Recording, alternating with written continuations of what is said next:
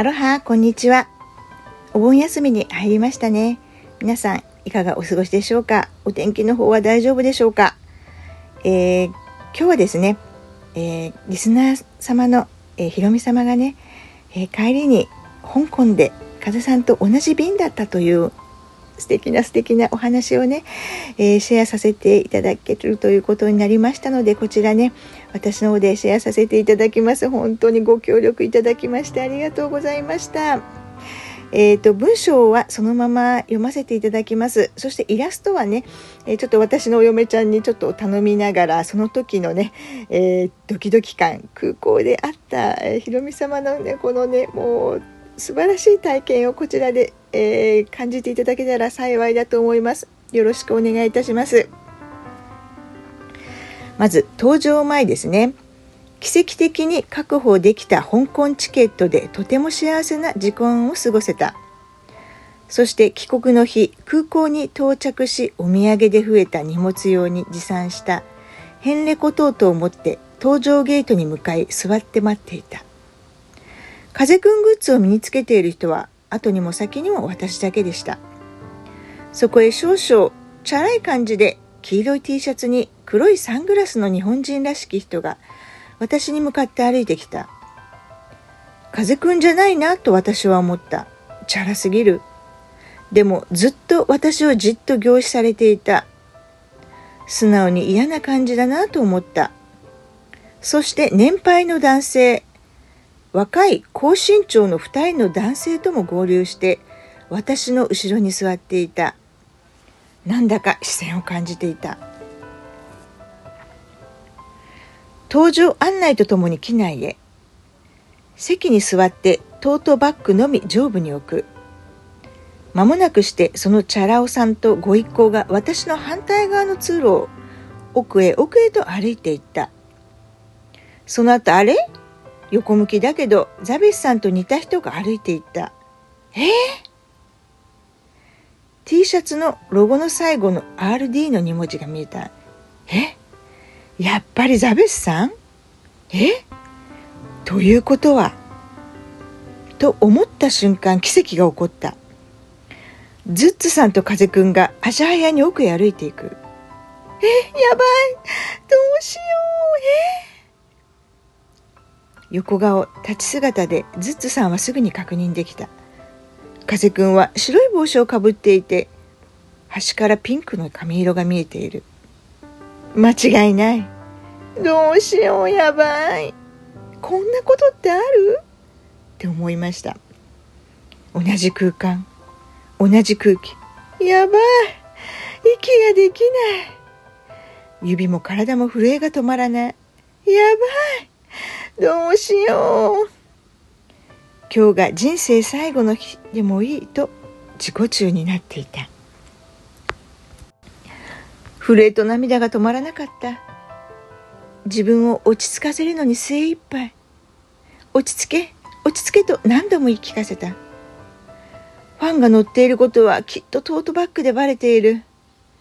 チャラ男さんはトートを持つ私を見て何と思ったんだろうと思った。そこからはお察し通り、もうチラチラ見たりして、周りの乗客はきっと私を不審に思っていたと思う。風くんとズッツさん、大きいから頭が座席の背もたれから見えてる。残念ながら風くんの座席の近くに行くことはできなかった。チラチラ見る中で帽子を取ったりしていた。トイレは私の2列前方にあった。もちろん反対側の通路側にもある。風くんが行くとなると反対側。ところが着陸前に混んでいて、私の座席側にやってきた。下を向きながら歩いてくる。全身が見える。手に届きそう。どうしよう、やばい。もう一つサプライズが。それは風くんが立っている時に私は座りながらであるが目があった。思いっきり両手でサムアップして作ってみせたら、風くんが片手でサムアップしてくれた。間違いない。更新できたんだ。あっという間の4時間だった。私は風くんご一行が立ち上がって機内を出口に向かって歩くと同時に私も歩き始めた。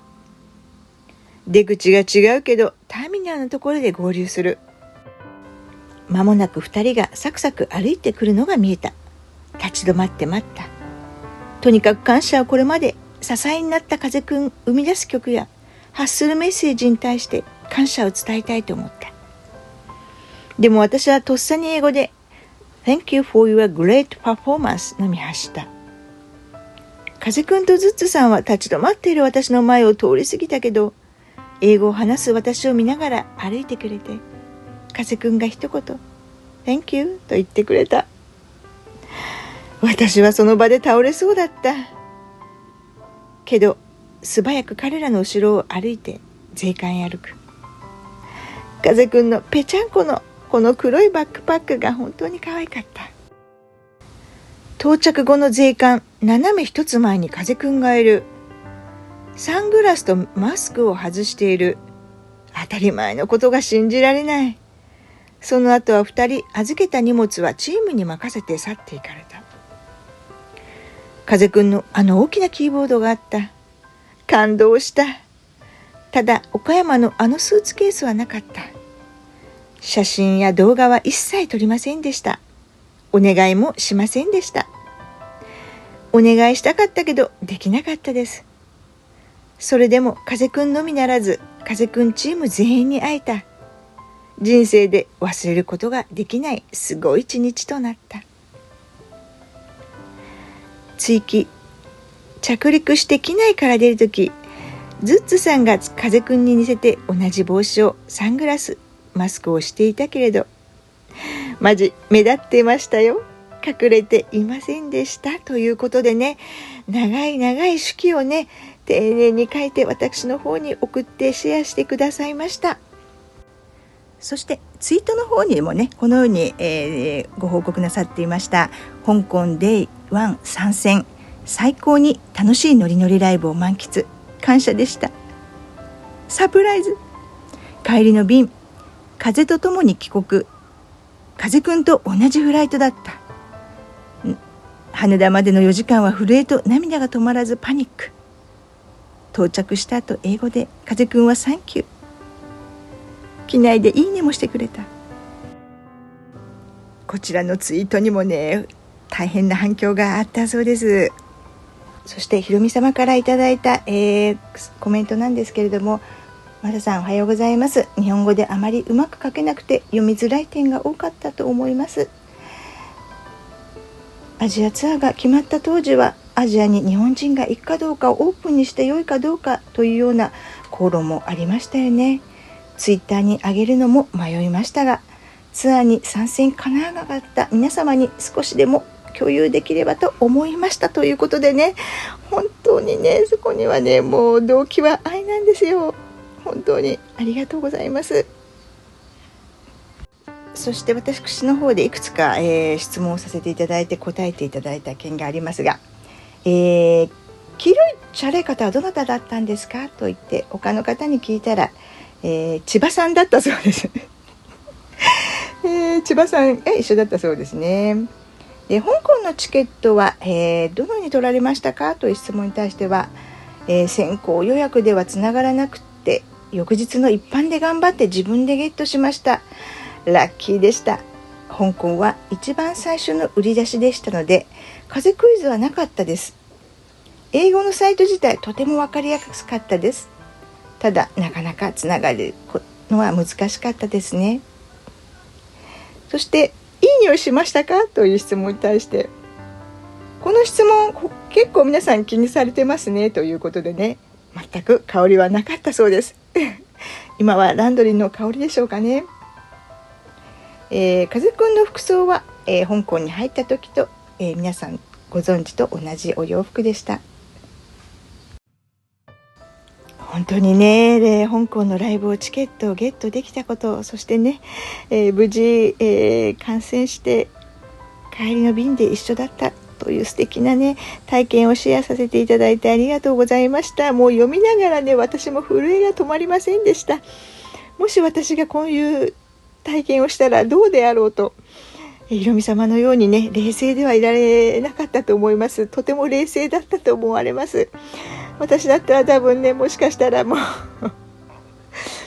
う膝から崩れ落ちるか、声を上げて号泣か、または祭りを踊り出すか、きなりを踊り出すか、もう多分私は本当に冷静ではやれない状況だったと思います。そしてね、いいねも更新できたんですね。いや本当に良かったですね。きっとね、バッグを持ってね、飛行機内で会えたファンの方と会えた風さん、チーム風さんもとても嬉しかったと思いますよ。そしてそっと見守ってくれているね、このファンの愛、温かさをすごく感じていたと思いますね。もうキャーとかね、もうサインしてとか近寄ることなく、じっとじっと温かく風さんたちをね、静かに見守るこの姿こそね、私たち風民、風タリアンの鏡だと思います。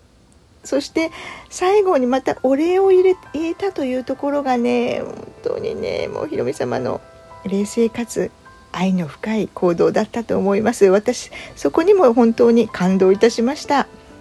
そしてね、私たちを代表してお礼を言っていただけたことがね、本当に本当に私たちにも、ひろみ様には感謝です。ありがとうございます。そしてこのようにね、貴重な体験をね、シェアさせていただいたこと、私がこのように皆さんにシェアさせていただけたことを、本当に私もね、本当に心から感謝いたします。